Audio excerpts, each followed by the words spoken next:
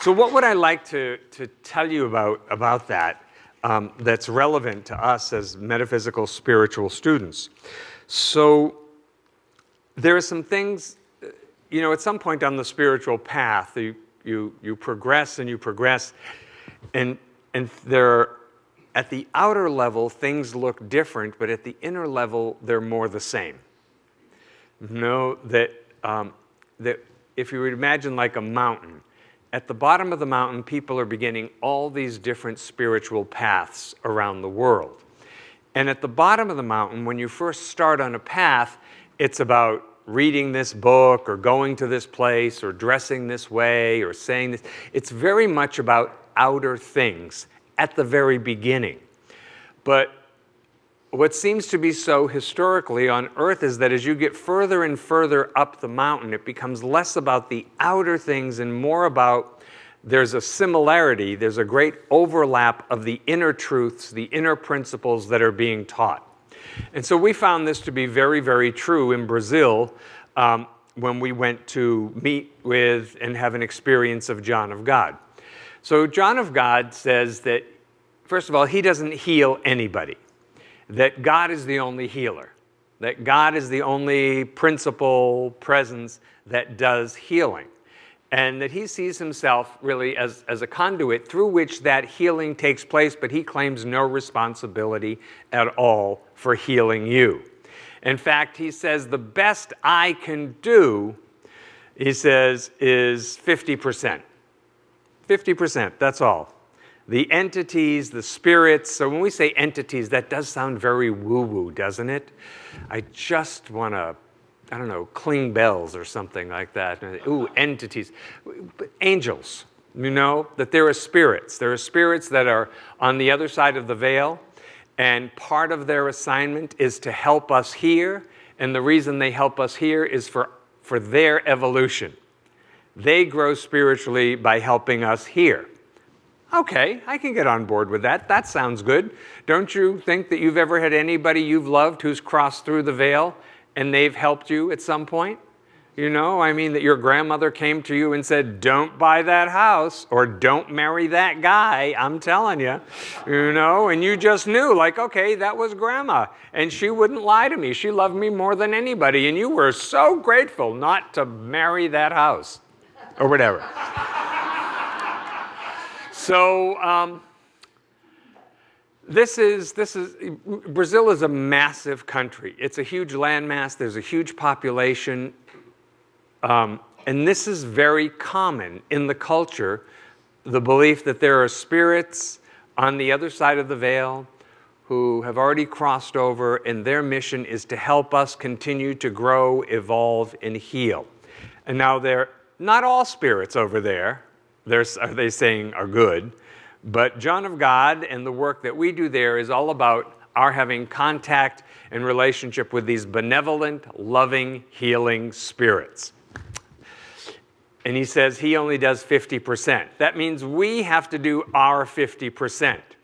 So if you come back, if you go there and you have some degree of healing, and that healing can be physical, mental, emotional, or spiritual, they have no energy or judgment on any of it. They really don't care. It's really, the judging your prayer is not even on their menu. They just don't care. They just want you to be really clear about what your intention is. So if you need a wheelbarrow or a refrigerator, that's just as fine as if you need to heal your vision or have a healing from some, what we think of as some big difficult disease. It's all the same to them. But here's your 50%. When you come back, are you going to pray? Because that's part of your 50%. Are you going to meditate? Are you going to eat right? Are you going to rest? Are you going to change the habits and the conditions in your mind that perhaps contributed to your consciousness being a place where such an experience could take root? You with me? Yeah. So this is the part that I think is really, really fascinating, because most people want like a little metaphysical poof. You know, they want to get smacked with a bunch of feathers or something and have somebody do it all for them. And a way we could look at this is that we could look at this and say, there is certainly the opportunities for grace to happen in our life where we get a little reprieve. But here's the big news. When you get the reprieve, you've got to be hell-bent on doing it differently once you've got that reprieve. You know, this is why when we talk about gratitude, we always say that gratitude is the anointing of increase, right? That what you're grateful for expands. But the other side of that is that what you take for granted diminishes. And we know that. We know that because nobody here but people that we know really, really well have said, oh, I wish I appreciated, and you fill in the blank, or I mean they fill in the blank, with whatever, when I had it. I wish I appreciated my health when I had it. I wish I appreciated my body when it was working so well. I wish I appreciated my mind. I wish I appreciated my spouse when they were here. All right? Because what you take for granted diminishes. And so this, I think, really connects with if we have a little grace. Ernest Holmes says grace is the divine givingness of spirit. If we have a little grace and we get to step back and say, okay, that thing that was plaguing me so hard, so desperately, is not having as much of a clench on me. Now what do I need to do different?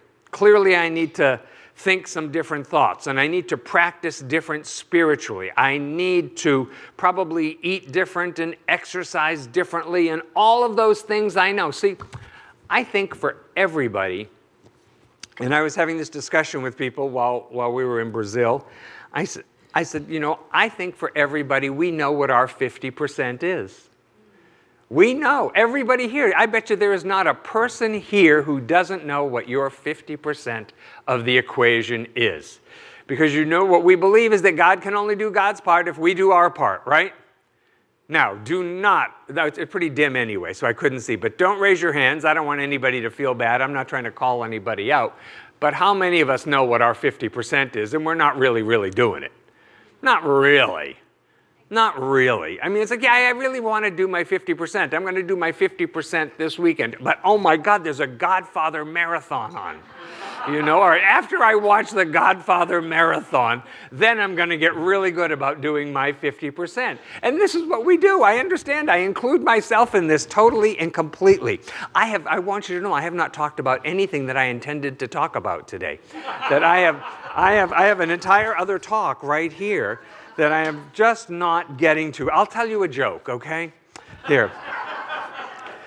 That a cat died and went to heaven. And God met the cat at the gate and said, you know, you have been a really great cat all these years. Anything you want is yours for the asking. And the cat's thought about it for a minute, and he said, well, you know, all my life I've been on a farm, and pretty much I've slept on a hard floor.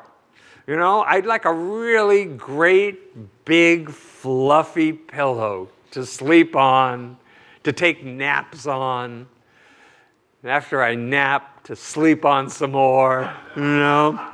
And God said, sure, say no more, absolutely. And instantly the cat was given this huge, fluffy, comfortable, wonderful pillow. A few days later, 6 mice arrived, and they were killed in an accident. They all go to heaven, and God meets the mice at the gates. And he gives them the same offer. He says, you know, you've all been great mice. He says, what would you like? And they said, well, you know, we've had to run for food. We've had to run for our lives our entire time on earth, from cats, from dogs, even people with brooms who just wanted to sweep us away. You know what we've always talked about that we'd like? We'd like little roller skates. Yeah, for each and every one of us, because it would make us just that much faster, and these cats and dogs would not be able to catch us. People could not swat at us with brooms. We would just have these beautiful, beautiful little roller skates. And God says, okay, it's done. And with that, they each had on 2 little pair of these really fast little roller skates. And it comes to God's mind about a week later. He says, I got to check in and see how my cat's doing, So he found her sound asleep on her big fluffy pillow, and God gently awakens the cat and says, is everything okay? How have you been doing? Are you happy? And the cat, purrs and says, oh, it's wonderful. I've never been so happy in all my life. This pillow is so great. It's so good. It's so comfortable. And those little Meals on Wheels you've been sending, they're just great. I love those.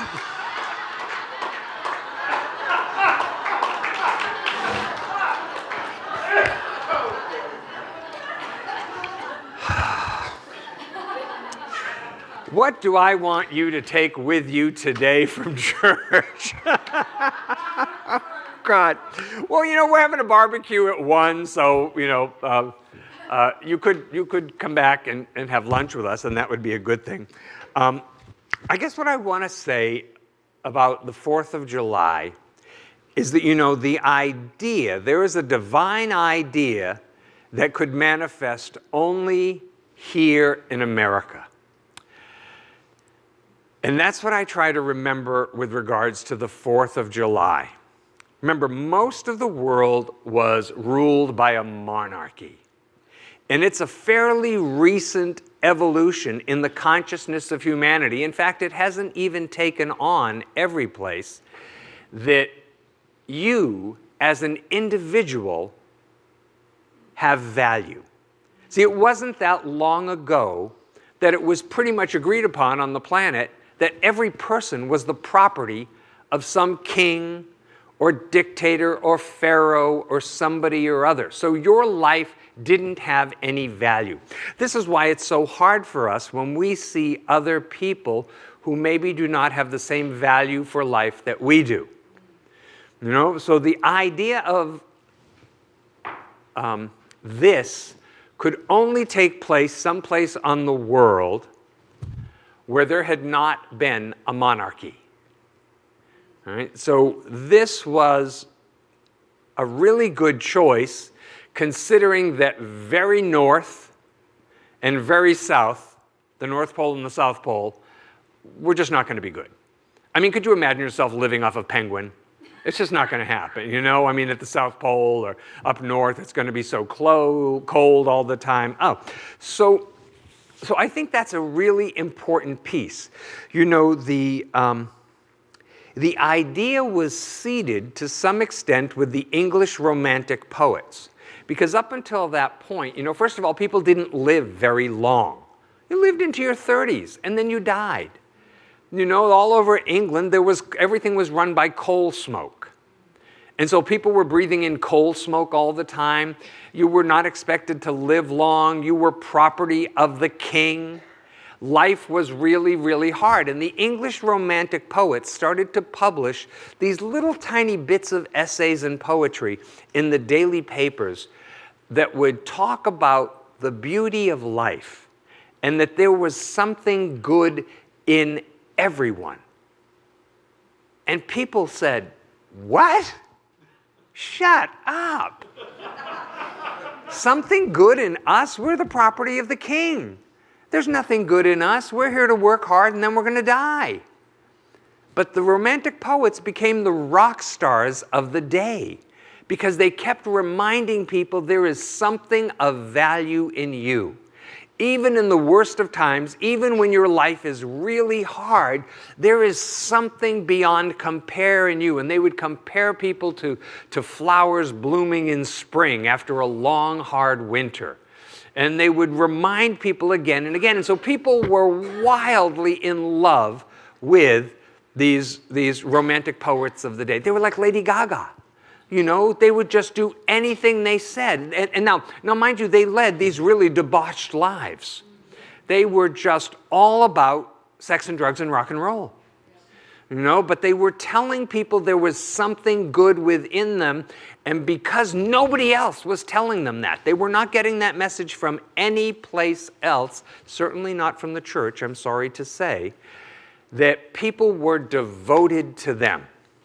So now we have these pilgrims. I've always liked the pilgrims. I don't know, is it the buckles on the shoes? Is it the hats? I don't know, but I always liked the pilgrims because I'm from New England, you know?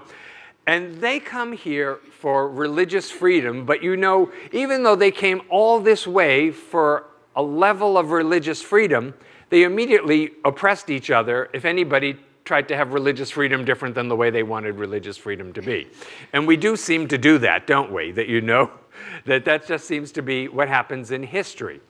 So what I think is important for us to recognize is that we are in the midst of a divine idea, a very high-minded divine idea that is not yet unfolding, because it's not everywhere, and it's not working as full and completely as it could be, but it's in process. And this is one of the things that traveling reminds me, and I've traveled a lot, that when I get back home and I get off that plane and I am on American soil, I get down on my knees and say, I love America so much. I do. I know it's flawed. I know there's all this room for improvement. I know there are all these things that could be better. But I tell you, I've traveled a lot. I have been a lot of places. I have lived outside the country.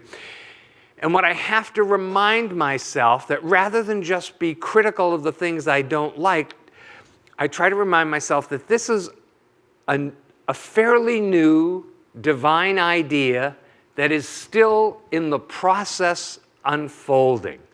You know, a government by the people, for and for the people. A government where people are involved in the governing.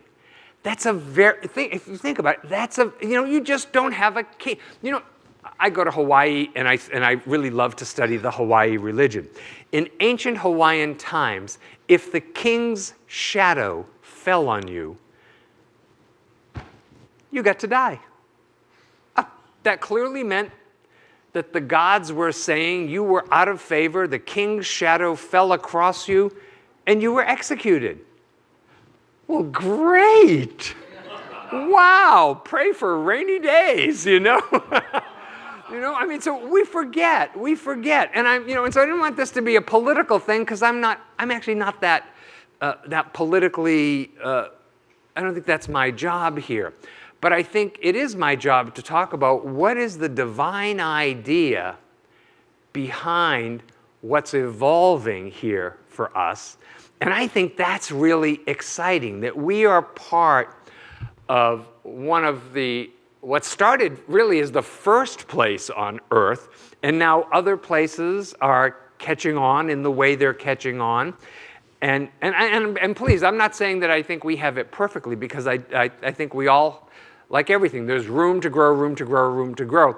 But this could only happen. I mean, think about it. We participate in a culture where every life has value. You know, that's like saying there's part of God in every single person. And because God is in every single person matters as part of God. That nobody's life is valueless. It's just the opposite of that. Okay. Happy 4th of July. I've talked enough. Let's pray. So we turn our attention inward now to recognize that we are surrounded and filled with God's Spirit, a spirit of love and wisdom and peace and abundance. And I know that this Spirit of God is the absolute truth of each and every one of us. So I speak the word for us today that we are more free than we've ever been in our life thus far. And that we are just open to this divine idea of greater life and greater love and greater liberty, not only for ourselves, but for every single person. So I claim for us and for those that we love, those that we carry in our heart today, our friends and family members, that God is right where they are. That we are surrounded and filled with an infinite, loving, intelligent presence that absolutely responds to our thought. And so I claim for each and every one of us that great healing is taking place. That yes, in fact, God is doing God's part and we're doing our part. We let our prayer be a blessing in the world, so all of those things that look so disturbing in the world around us, all of those places that we know could use a little bit more love and a little bit more light and a little more compassion, we say, yep, right there. Right there. So we shine the beam of God's light and love into those very situations that grab for our attention. We let our prayer be a blessing for our church and all churches everywhere, for synagogues and temples and mosques and ashrams, all paths to God. And I'm certain that we're all blessed, we're all raised up. Our faith is increased by being together today. And I claim for each and every one of us that the most sincere intention of our heart is being realized in a loving, divine, and perfect way. And so with a grateful heart, I give thanks that this is so. I release this word. I know it's done, and so it is. Together we all say, Amen.